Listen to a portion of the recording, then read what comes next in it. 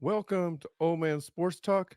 I'm your host, Old Man Nate, and today Old Man Nate is releasing his Week 6 college football top 25. So before we get started, if you haven't already, please take the time to like, subscribe, and ring the bell.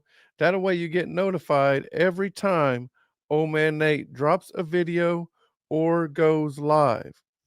Also, at the end of the show, please go over to oldmancoffee.shop, get you some coffee. We have 47 different flavors to choose from. You can also get you a tumbler. We have about four different colors to choose from and a couple different sizes. Or you can get you an Old Man Sports Talk t-shirt. All right. Support Old Man Nate by getting you a t-shirt or a tumbler. Okay. So first up on the top 25 is at number 25, we have the Tennessee Volunteers. Tennessee had a good win last weekend against South Carolina. So they jumped back into the top 25 and they are 4-1 at this time. Next up at number 24, we have Missouri. Missouri's entering the top 25 for the first time this season in Old Man Nate's top 25. They have a big game this weekend against LSU, so we'll see if they are worthy of that top 25 ranking.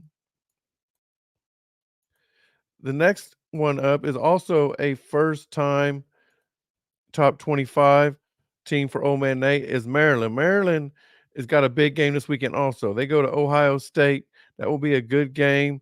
Um, they have been offensively, they've been a lot better than I thought they were going to be.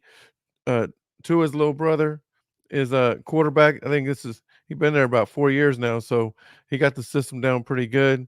I think it'll be a good game this weekend between Maryland and Ohio State. Next up in the top 25 at 22, we have the Kansas Jayhawks. Kansas coming off their first loss this week as they lost to Texas last weekend, and you know what most people outside of Texas was hoping would be a letdown for the Longhorns, but they didn't get the full strength Kansas Jayhawks, and that's why I didn't drop them all the way out of the top 25, as Jalen Daniels did not play. As right before kickoff, he had some back tightness, so he did not play against Texas. I'm not saying they would have won, but I do think that if Jalen Daniels does play, it's a closer game. Next up at 21, we got Oregon State. Oregon State moving up moving up one spot from last week. But yeah, Oregon State is at 21. Next up on the list, who also has a big game this weekend, is number 20 is Kentucky. Kentucky is going to play. Hold on. Oh, they play Georgia. This is going to be a big matchup. Kentucky's been very impressive running the ball offensively. Um, Last week they beat Florida pretty handily. And knocked Florida out of my top 25. And after just getting in there, and so impressive win for Kentucky. To see if they can do it 2 weeks in a row. They got to go to Athens, Georgia. That will definitely be a tough one for them. Next up at 19 is Washington State. Washington State continues to be impressive this year. The Pac-12 looking strong. I'm telling you, I would not be surprised at all that at least one team from the Pac-12 makes the playoff. It's a possibility they could beat each other up enough to where nobody makes it, but I think for sure that I really do think one team's gonna, even a one-loss Pac-12 champion, I think will sneak in. Washington State's got a chance. You never know. Next up at number 18 is Ole Miss. Ole Miss had a great game with LSU last week. It was shootout, and they ended up winning it. So they stayed in the top 25 while LSU hit the road. But LSU got a chance this weekend is they'll get another top 25 matchup against Missouri. Next up at 17, I know everybody laughs at me when I put them here this low, but seriously, they haven't improved enough to me that they need to be any higher than this. At 17, I've got Alabama. So Alabama is at 17. There's not much else to say about them. Alabama 17. At number 16, coming off of a loss. No, not them. Not them. Right here. Yep, coming off a loss this week is Duke. Yeah, Duke, they may have lost more in the ball game. Their quarterback, who's been playing lights out this season, last play of the game on offense for them, he got hit. He's trying to lead them back because Notre Dame scored a late touchdown. They got like 40 seconds to try and get a touchdown to or in field goal range to tie it, and he gets hit from behind, the ball's fumbled, and they roll up on his ankle. So I think he's going to miss probably at least 2 weeks, maybe 3 or more. I haven't looked the schedule enough to see if they're going to play anybody that they're going to really need him. Plus, I don't know anything about their backup quarterback, so I don't know how good or bad he is. But yeah, Duke is a really good team with him. Their defense is really good. They still might be able to sneak by with some wins. But yeah, I've got Duke at 16. The next team we got up here. Let's look here. There we go, right there. At 15 is Utah. Utah, bouncing back after their loss to Oregon State, or this last weekend. They may have lost last weekend to Oregon State. Hey, listen, as long as Cam Rising is not playing, Utah is not going to compete for a third straight Pac-12 championship. They keep just stringing us along. Hopefully, he can come back. And Utah, I know, is sitting there saying, hopefully he's back this week. So, they're along with just like Duke, they're in the same boat.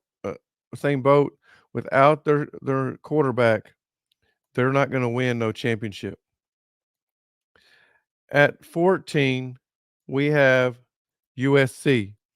I think people across the nation finally realized what I've been saying all along, that USC is not going to compete for no national championship or even a Pac-12 championship as long as their defense, until they improve their defense, which is not something that can be done overnight.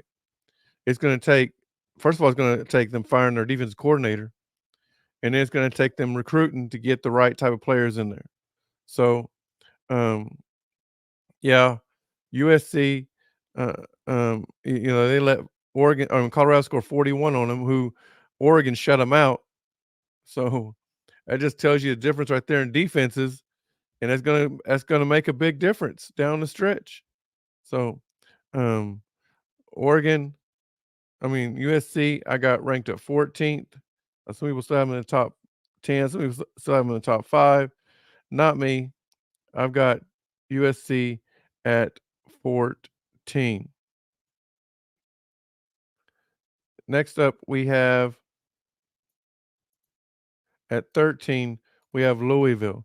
Louisville has continued to do what they're supposed to do. And they've got they've got really their biggest test this season. And it's another test for their opponent for the third week in a row. Notre Dame is playing a ranked opponent. And so this will be, if Notre Dame wins this ball game, that's another feather in their cap to make people realize how good they are. Yeah, they lost Ohio State on the last play of the game. Otherwise, they would have been undefeated right now. So, and beating Ohio State, and then a ranked Duke and a ranked Louisville, that's an impressive resume. But again, um, Notre Dame lost to Ohio State. They came from behind to win last minute against Duke. We'll see what they do against Louisville. I honestly think Louisville is going to win this game. Louisville getting their first test. We'll see what they do with it though. Sometimes teams not used to playing those moments, it shows, and they kind of get embarrassed a little bit. So here's Louisville's chance to stand out. Next up at 12 is the Miami Hurricanes. Miami was off last week. I haven't looked to see who they're playing this week, but hey, they've looked impressive this season. They're going to get into the heart of the ACC schedule really soon. Playing Florida State, playing Clemson. I think they play Duke too. So yeah, be really, really, really good matchups coming from Miami. We'll see how good they are and see if they can maintain this number 12 or actually increase the number 12 ranking I have for them. The next team up, another ACC team, I've got North Carolina. North Carolina has not looked really impressive. They've done exactly what I thought they would do this year, which is, but well, I thought they'd be more impressive wins so far, but they stay maintained undefeated. Them along with Oklahoma, they're not getting no respect from anybody because they haven't played anybody really good. Oklahoma's not getting respect because they ain't playing nobody good. They're putting up good numbers. North Carolina's not getting no respect because they haven't. They're not really putting up good numbers. This week I believe they play Syracuse. That will be a good matchup. I had Syracuse ranked last week. They lost to Clemson, so they dropped out. But this will be a good win for North Carolina if they can win, especially cover the spread. You've covered the spread, that's a good win. All right. So next team we got up here, we talked about them just a little bit ago, and we're going to talk about them a little bit more.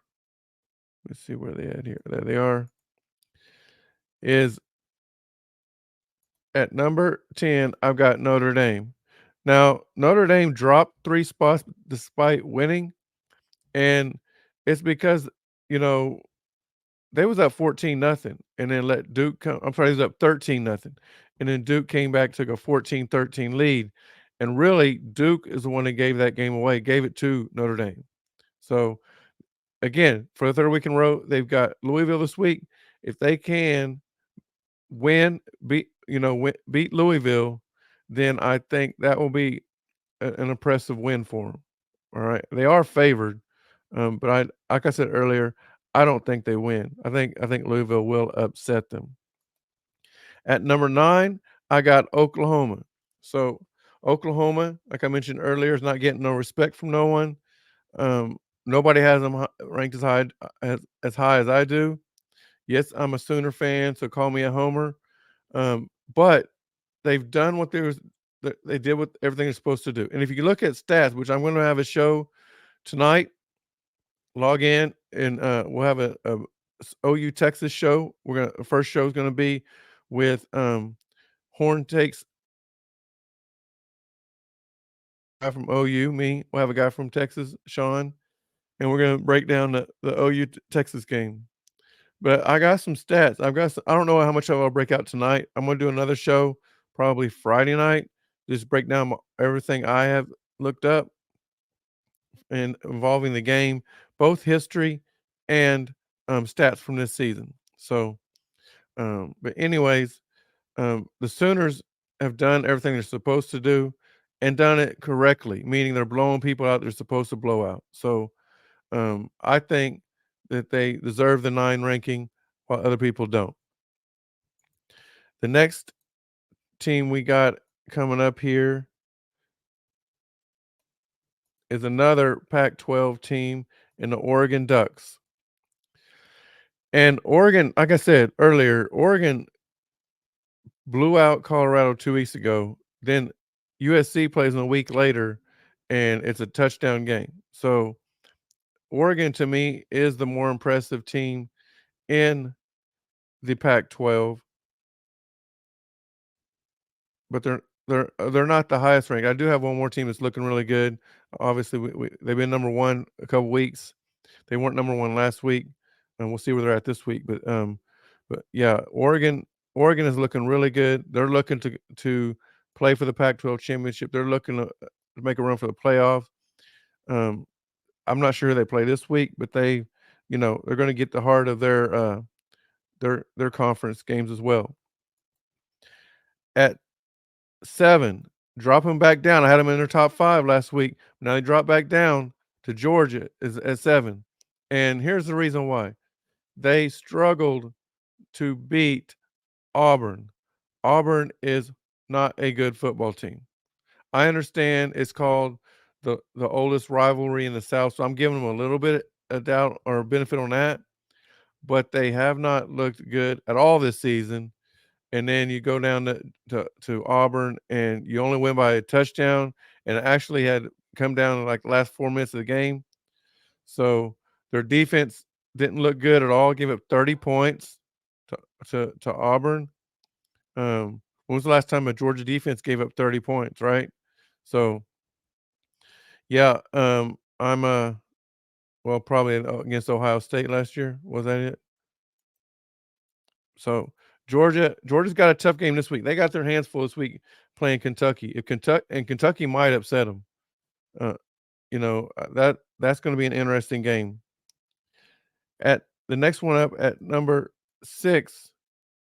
Now this team didn't play last week, but at number 6, so I got them staying the same, is Ohio State. They got a tough game this week against Maryland. If they can rout Maryland like they should or are capable of doing, I shouldn't say should, but are capable of doing, then then they'll have a good chance to move up, especially if OU beats Texas. Then that'll be at least one spot they can move up. Um, Speaking of Texas, at number 5, we have the Texas Longhorns.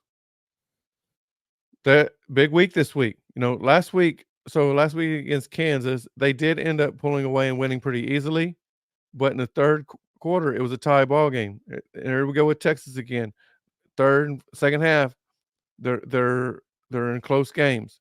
And by the way, they played a Jaden Daniels less Kansas team.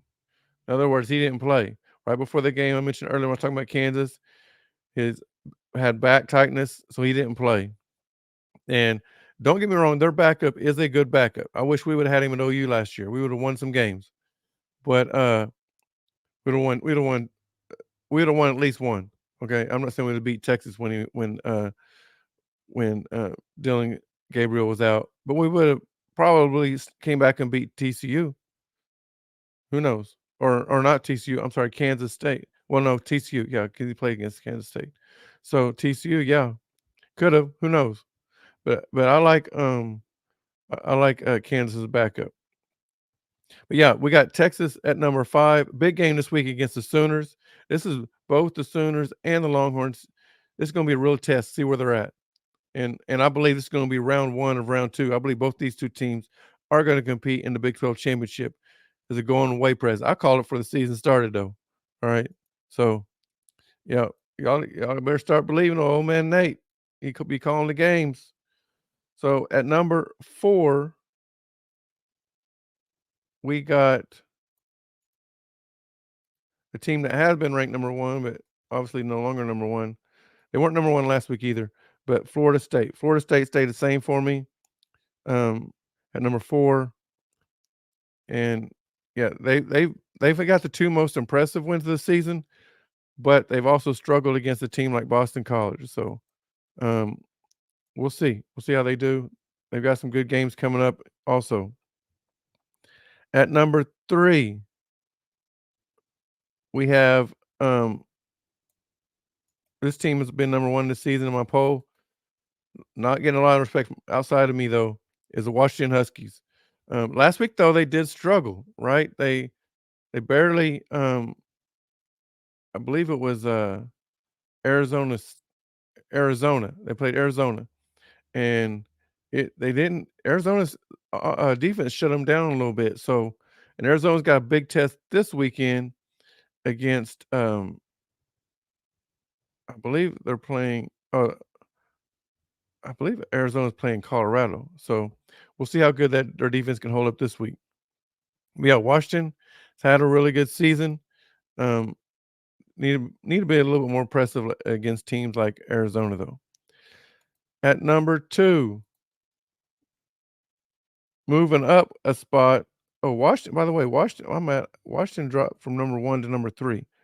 That's because they had a close game with Arizona.